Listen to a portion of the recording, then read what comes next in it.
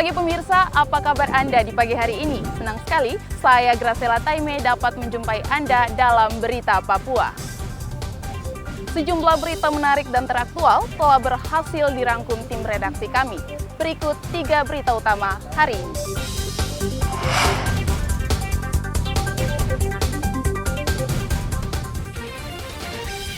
Seorang warga yang terseret arus banjir di Merauke diselamatkan tentara.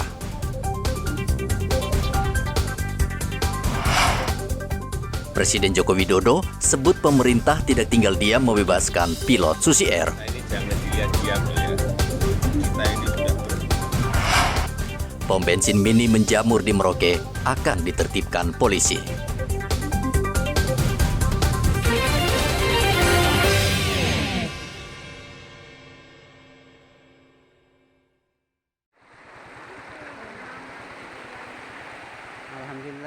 Anggota TNI Satgas Pengamanan Perbatasan Papua Nugini mengevakuasi seorang warga yang terseret banjir bersama sepeda motor yang ditumpanginya di kilometer 128 Merauke.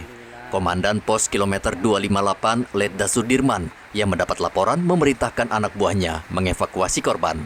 Menggunakan tali 10 meter, sejumlah tentara berusaha menyelamatkan korban yang bernama Wilda dan duduk di bangku sekolah menengah pertama. Proses evakuasi berlangsung 1 jam. Dan korban akhirnya bisa diselamatkan, namun sepeda motor korban tidak selamat karena arus sangat deras. 258, Jalan Trans lintas Papua Merauke. Nah, dengan cepat kami memerintahkan anggota mengunjungi atau melihat TKP. Dengan adanya laporan warga bahwa ada warga yang terbawa arus.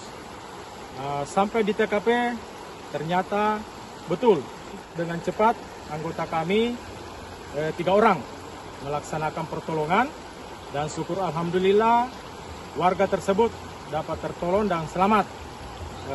Sekarang warga tersebut sudah dievakuasi ke rumahnya, tinggal motornya masih dibawa karena belum sempat diangkat karena ketinggian air masih sangat tinggi. Korban baru saja pulang dari rumah pamannya di distrik Muting dan kembali ke Asiki menggunakan motor. Wilda nekat melintasi jalan yang terendam banjir hingga 1 meter dan berarus deras. Hujan deras yang turun sejak 2 hari lalu mengakibatkan jalan Trans Papua kilometer 258 hingga 265 terendam banjir. Warga yang melintas kesulitan, bahkan kendaraan roda 4 tidak bisa menembus banjir. Muhammad Ridwan melaporkan dari Merauke, Papua Selatan.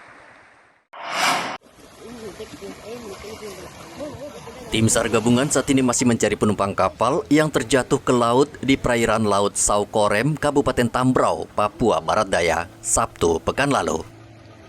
Korban bernama Esau. Ia menumpang kapal Sabuk Nusantara, namun ia diduga tenggelam dan terbawa arus. Dengan set area kurang lebih 40 nautical mile. 40 nautical mile itu kita bagi 2 seru. Seru 1 melaksanakan pencarian dengan menggunakan rubber boat. Terdiri dari serunya dari Angkatan Laut, dari RAPI, dari anggota kami, kemudian unsur masyarakat. Set area 2 kita lakukan pencarian dengan menggunakan longboat masyarakat yang terdiri dari Angkatan Laut, kemudian polsek setempat, RAPI serta masyarakat di wilayah tersebut. Kemudian set area ketiga kita lakukan pencarian di darat. Kita menyusuri pantai sepanjang 4 km ke arah kiri posko. Korban atas nama Esau umur 35 tahun tersebut terjatuh dari kapal Sabuk Nusantara 112. Memaksimalkan pencarian, tim SAR dibagi 3 kelompok, yaitu mencari menggunakan perahu karet dan lainnya menyelusuri pesisir pantai. Tim SAR menghimbau warga di kawasan pesisir agar waspada cuaca ekstrim, angin, dan gelombang tinggi. Dari Manokwari, Papua Barat, Edi melaporkan. Untuk bicara dengan Indonesia. Presiden Joko Widodo menegaskan pemerintah tidak akan tinggal diam dalam proses penyelamatan pilot Susi Air, Philip Mark Mertens, yang hingga kini masih disandera KKB. Jokowi mengatakan upaya pembebasan pilot Susi Air tidak bisa dibuka ke publik. Namun ia memastikan upaya pembebasan terus berjalan dengan melakukan perundingan bersama KKB pimpinan Egyanus Kogoya. Kita ini jangan dilihat diam loh ya. Kita ini sudah berupaya dengan amat sangat tetapi tidak bisa kita buka. Apa yang sudah kita upayakan, apa yang sudah kita kerjakan di lapangan. Jadi tadi malam pun kita sudah rapat juga, nggak saya juga bisa sampaikan isinya apa dan upayanya apa, tapi pemerintah sudah berusaha keras untuk menyelesaikan persoalan itu. Sementara itu, Egyanus Kogoya membantah meminta tebusan 5 miliar rupiah, seperti yang dilansir aparat keamanan baru-baru ini. Ia mengatakan pilot Susi Air akan dibebaskan bila pemerintah memberikan kemerdekaan bagi Papua. Dari tentara Indonesia, di seluruh media dikatakan bahwa Kodam 3, Egyanus Kogoya minta uang 5 miliar. Itu dari mana saya minta uang 5 miliar? Saya tidak meminta uang 5 miliar. Saya tangkap pilot hanya untuk kemerdekaan. Indonesia mau kasih keluar uang 5 miliar atau berapa M yang Indonesia kasih keluar, kami tidak akan terima. Hanya Papua lepas baru kami akan serahkan pilot. Kalau Papua tidak merdeka, kamu tidak akan serahkan pilot. Jadi seluruh media di TV maupun di media mana ada isu-isu bahwa tidak di Kodam 3 ada minta uang 3 miliar. Itu mau kosong. Dari mana saya minta uang 3 miliar? Pilot Susi Air Philip McMertens sudah 5 bulan disekap dan disandera KKB.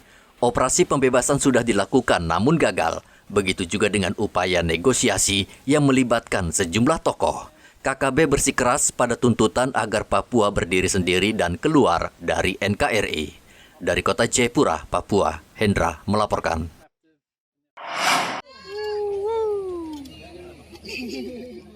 Presiden Joko Widodo meninjau panen jagung perdana di Kampung Wambes, Kabupaten Kerom, Sabtu lalu. Presiden menyempatkan diri berdialog bersama 70 petani yang berasal dari Wambes, Yamara, dan Wonorejo. Jokowi puas karena hasil panen jagung di Kerom cukup menjanjikan. Hasil penanaman jagung selama 107 hari, petani berhasil memanen jagung 7 ton per hektar. Jumlah itu lebih besar dibanding rata-rata nasional yang berada di kisaran 5-6 ton per hektar.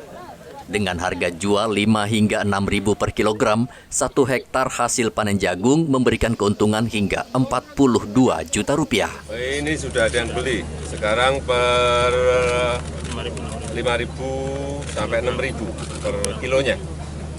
Jadi harganya juga sangat tinggi banget lah. Dibanding HPP, harga pokok produksi saya kira udah untungnya gede. Artinya kalau berapa tadi? 7 ton per hektar kali 6.000 berarti sudah 42 per hektar. Hati-hati. Kalau kita punya 1.000 berarti 42 miliar. Gede banget. Untuk hanya 3 bulan atau 100 hari. Pak, payung jagung Ini untuk Indonesia Timur nanti. Kalau memang ini sudah betul, karena produktivitasnya tinggi, di atas 7 ton misalnya, masyarakat akan berbondong-bondong pasti akan mau ke sini. Oh, per hektar 42 juta hanya dalam waktu 3 bulan, 100 hari. Siapa yang nggak mau? Jadi anu aja, kita realitas lapangan aja, jangan sampai apa itu yang jelek seperti ini nggak usah tutupi, itu emang masih jelek, itu masih jelek. Tapi yang gede-gede itu juga, yang bagus juga banyak. Pemerintah Kabupaten Kerom menyiapkan 500 hektar lahan bekas kelapa sawit untuk ditanami jagung. Joko Widodo tak menampik hasil panen petani jagung di Kerom tak semuanya mendapatkan hasil bagus. Jajarannya sudah mengevaluasi dan akan melakukan perbaikan apa yang kurang dari proses penanaman jagung tersebut. Presiden Joko Widodo membuka Papua Karnaval Jalanan yang diadakan Kementerian Pariwisata dan Ekonomi Kreatif. Acara berlangsung di pelataran kantor Gubernur Papua dan menampilkan 104 desain baju karnaval, mural, dan batik. Desain baju ini berasal dari 7 wilayah adat tanah Papua dengan tema flora dan fauna endemik Papua. Presiden Joko Widodo mengatakan karnaval jalanan memberikan dampak positif bagi masyarakat Papua dan mengangkat citra Papua sebagai destinasi pariwisata unggulan.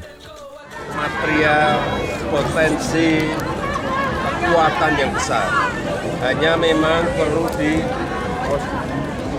direncanakan jauh-jauh tahun sebelumnya. Kira ini adalah awal munculnya banyak sekali industri kreatif yang ada di tanah Papua, dan kita harapkan ini terus berlanjut. Kelola oleh daerah sendiri, dimanajemeni oleh anak-anak muda Papua sendiri, karena ini memang masih dibantu dari pusat. Ya. Bisa menyaingi Jember Fashion Carnival, maupun juga bisa kita pasarkan sebagai event kelas nasional dan internasional yang membuka peluang usaha dan lapangan kerja. Kami akan berkoordinasi dengan Kota Jayapura dan pemerintah provinsi, karena saya melihat tadi hasilnya sangat luar biasa. Presiden sangat kagum, para menteri tersenyum, dan ini buah kerja dari anak-anak Papua, anak-anak kreatif, talenta muda kita dari Beach. Kita ucapkan terima kasih kepada mitra kita BIM dan teman-teman anak-anak muda Beach yang sangat inspiratif. Selain membuka karnaval jalanan, Presiden juga berdialog dengan ratusan anak sekolah dasar. Sabtu pekan lalu menjadi hari yang tidak bisa terlupakan anak-anak sekolah dasar dari 7 kabupaten. Hari itu mereka bertemu dengan Presiden Joko Widodo yang ingin melihat langsung prestasi mereka menghitung dengan metode gasing yang merupakan akronim dari gampang, asik, dan menyenangkan. Di salah satu hotel di Jayapura, Jokowi menguji langsung kemampuan anak-anak berhitung cepat. Anak-anak ini tentu senang dan berharap jawaban mereka benar, karena setiap jawaban yang benar akan mendapatkan sepeda. Kecepatan pembelajaran berhitung lewat gasing yang dilakukan oleh Prof. Yohanes Surya itu betul-betul merubah anak-anak yang biasanya takut pada matematika, takut pada berhitung, menjadi senang. Ini yang menjadi senang, menjadi cepat mengerti, menjadi cepat pintar mengenai berhitung. Ini akan sudah kita lakukan di Papua dan akan kita lakukan di semua provinsi, semua kota, semua kabupaten yang ada di sini. Saya suka matematika sejak saya kelas 2 SD. Dan untuk perasaan saya saat saya bertemu Pak Presiden, saya sangat senang karena bisa duduk di samping Pak Presiden dan bisa menjawab pertanyaan yang diberikan Pak Presiden serta dijuluki pintar oleh Bapak Presiden. Bangga ya. Terus sepedanya untuk apa? Cita-cita saya jadi pengusaha. 100 anak sekolah dasar ini dilatih selama 2 minggu oleh Profesor Yohanes Surya, sang pendiri program gasing. Presiden berharap jumlah anak-anak yang dilatih menggunakan metode gasing ini terus bertambah karena sangat membantu mereka dalam studi matematika dan berhitung cepat. Dari Kota Jayapura dan Kerom, Papua, Tim Liputan melaporkan.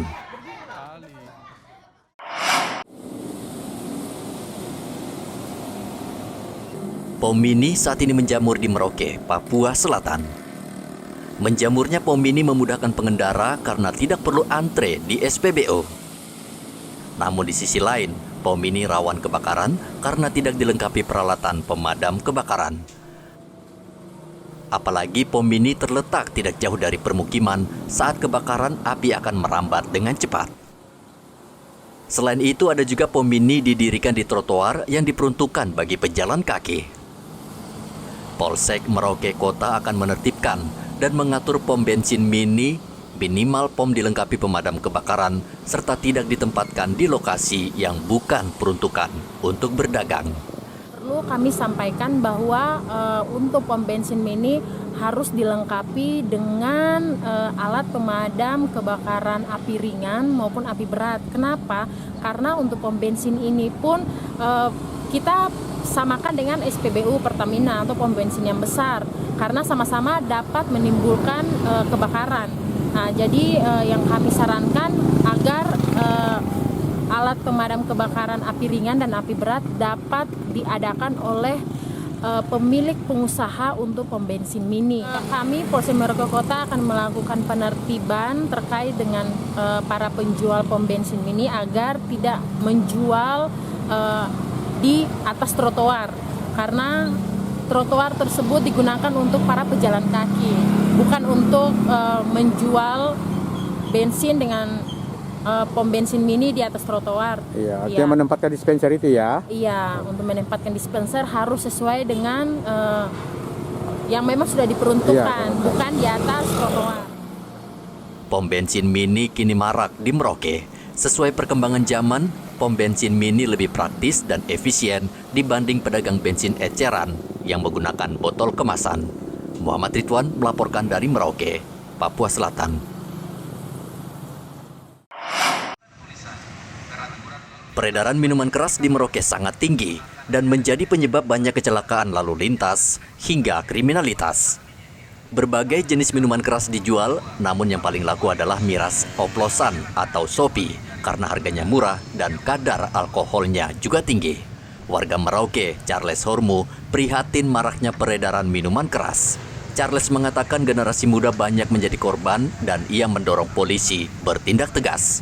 Anak-anak muda kita yang masih pengangguran, kita akan upayakan, kita akan bekerja sama dengan Kapolres dalam hal ini fungsi Bimas untuk selalu meningkatkan FKPM-nya, Forum Komunikasi Masyarakat dengan Polri, agar terciptanya mereka bisa membantu Polri dalam menciptakan situasi kamtipmas di Merauke. Kalau Purnawirawan melihat ini bahwa peredaran miras di Merauke sudah cukup prihatin, Pak? Ya, jadi kalau kita melihat produksi yang ada ini baik ini apa yang terlebih itu adalah minuman lokal. Ya. Minuman lokal ini perlu. Nah, kami sebagai napak hanya memberikan masukan kepada Polres Merauke untuk menindaklanjuti supaya bisa menekan angka kamtipas yang sekarang meningkat yang dipengaruhi oleh miras. Aparat kepolisian kesulitan memberantas peredaran miras. Berbagai cara dilakukan para pelaku untuk menyelundupkan miras oplosan karena bisnis miras merupakan bisnis yang menguntungkan. Muhammad Ridwan melaporkan dari Merauke, Papua Selatan. Baiklah, hadirin tamu undangan yang kami 80 peserta memamerkan karya mereka dalam festival sound system yang digelar di Semangga 2, Merauke. Peserta berasal dari Kabupaten Asmat, Bovendigul, Mapi, dan Merauke. Saat lomba sound system, peserta harus membuat dan merancang sendiri sound system mulai dari box kayu, penempatan speaker, serta perangkat elektronik yang digunakan. Namun ada juga peserta yang menggunakan speaker yang khusus dipesan dan dibeli dari luar kota Merauke. Festival yang baru pertama kali digelar ini diselenggarakan untuk mendorong kreativitas kalangan anak muda di Merauke. Ada yang menggunakan build up atau buatan pabrik, dan kami ada juga yang menggunakan ombroan atau biasa disebut rakitan. Jadi peserta semua berjumlah 80 soundman yang ada di Papua Selatan. Nah, kategori penilaiannya ada berapa kategori, Pak? Kategori dalam perlombaan ini yaitu ada tiga kategori, yaitu pertama 10.000 watt yang diperlombakan. Yang pertama 10.000 watt, terus yang kedua 5.000 watt, yang ketiga adalah 3.000 watt. Persiapan nggak terlalu ini karena memang perlombaan ini kan memang membutuhkan biaya, jadi semua ditanggung masing-masing peserta. Ajang ini memang kita bertujuan untuk itu tadi, menyatukan hobi untuk mengikat tali silaturahmi. Begitu. Serta merasa antusias sekali ya, bahwasanya dengan adanya saya bisa menyatukan semua yang memang punya. Oke, siap. Untuk teman-teman dari kelas 3000 dan persiapan kita mulai untuk operator lainnya 3 bulan yang lalu supaya tangannya dijauhkan dari mixer. Jadi terlaksana di bulan ini. Saat ini komunitas sound system di Merauke tumbuh subur. Mereka merancang berbagai macam speaker dengan kualitas suara yang bagus, jernih, dan daya yang tinggi. Sebagian penggemar sound system berani menghabiskan uang hingga puluhan bahkan ratusan juta rupiah saat membuat sound system. Muhammad Ridwan melaporkan dari Merauke, Papua Selatan.